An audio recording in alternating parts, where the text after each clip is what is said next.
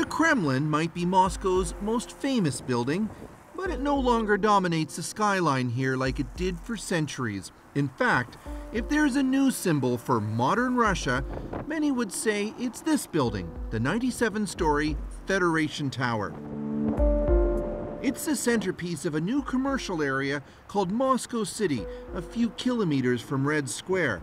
And this is where Donald Trump wanted to have his name in lights. It's rather high. Yeah? Big high. Yeah. This could have been Donald Trump's tower. This could, but it's not Donald Trump's tower. We met Igor Bassanov, who once worked for giant Russian developer Mirax. He says his former boss negotiated with Trump to possibly turn this building into Trump Tower Moscow. So we're now on 90th story. He took us up to the top to tell us what he knows about why other developers got skyscrapers built here, but not Donald Trump. I think that they've asked too much money.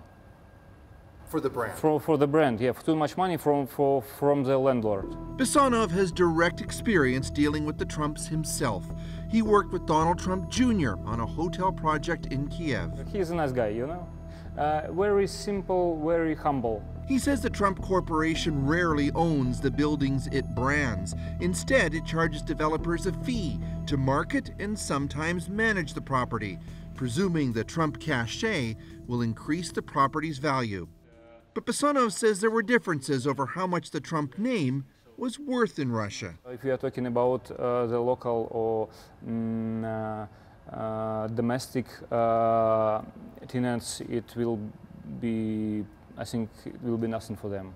The financial crisis of 2008 ended those discussions after Mirax went bankrupt.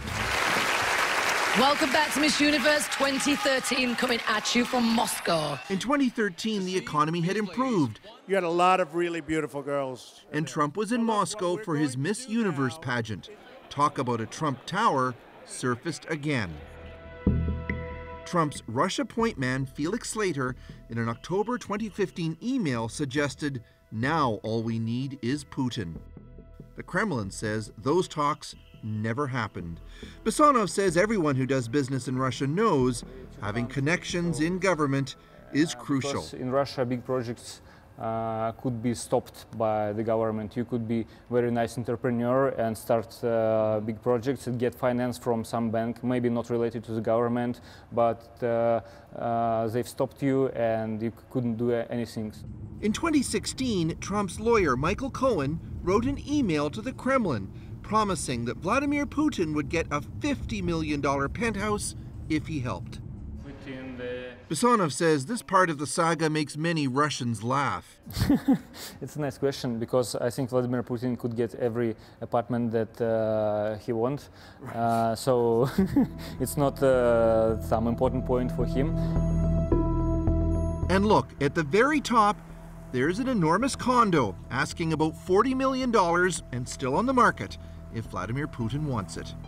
By mid-2016, after Russia was unmasked as trying to interfere in the US election, the Trump Tower dream died yet again. But if Trump's asking price for his brand was too steep in the past, what about now? It's a good idea to build another tower. I don't know whether he do some money, but it's possible. Self-inflicted missteps, a global financial crisis, and a lack of a strong local partner likely doomed Donald Trump's ambitions in Moscow. But the controversy triggered by those efforts is a long way from being untangled. Chris Brown, CBC News, Moscow.